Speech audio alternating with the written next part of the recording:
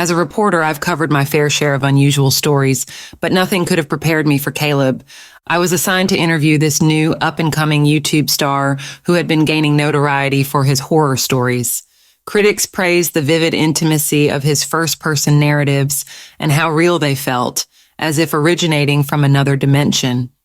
When I arrived at Caleb's ramshackle house on the edge of town, he welcomed me in with an intensity in his eyes that immediately put me on edge.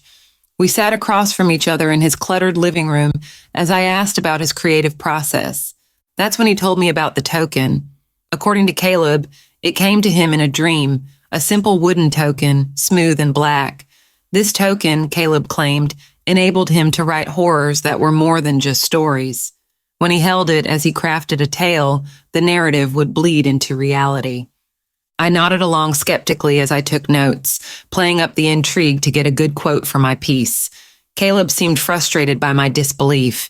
He said he couldn't continue being the token's vessel. It had to be willingly passed on, and he wanted me to take it. I laughed it off as I left, humoring the eccentric artist. But Caleb pressed the token firmly into my hand before I departed, wild desperation in his eyes. I pocketed it and didn't give his ramblings another thought. I had my story. What more could I want? But on the drive home, a feeling of unease washed over me. An unnatural fog curled around my car, obscuring the familiar roads. I lost all sense of direction, caught in hazy back roads that seemed to shift and change before my eyes.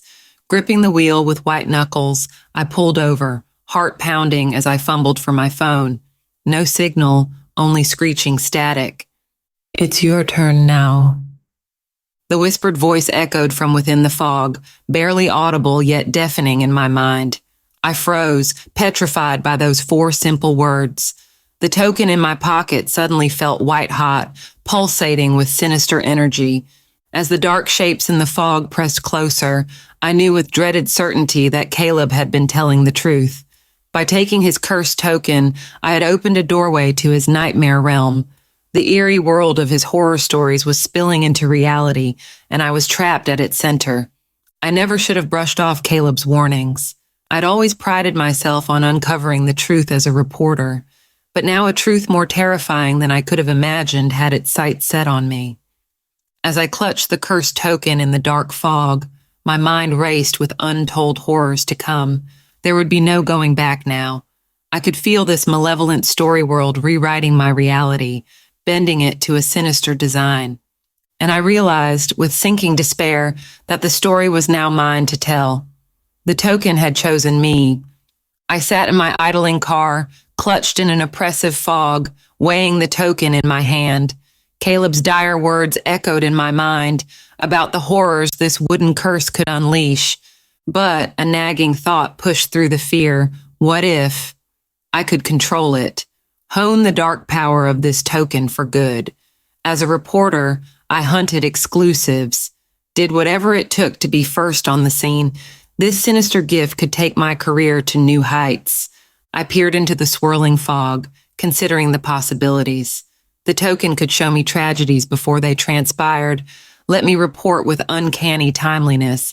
I could expose corruption that no one else even had a whiff of yet. My name would be legendary. A sly smile crossed my face as I looked into the mist. No use destroying such potential. I would embrace this advantage and bend it to my will. Caleb had been weak. I was made of stronger stuff. In the days that followed, the tales flowed from me with extraordinary ease, dripping with intimate details. My exclusives startled and appalled, just like Caleb's stories. How could I know so much so soon? I was everywhere, relentless, feared. But success came at a cost. Sleep brought nightmares of the horrors I exposed. I was plagued by the suffering I profited from, the nagging sense I had opened a door that could never be closed. With dawning dread, I realized the truth. I did not control the token. It controlled me. I was just a puppet feeding its evil. Each dark revelation further entangled me in its web. I was not the master, but the slave. And now its hunger would never be sated. The depths of its cruelty knew no bounds. I had foolishly embraced this dark gift, not seeing the curse beneath till it was too late. The token's work was done. It owned me fully.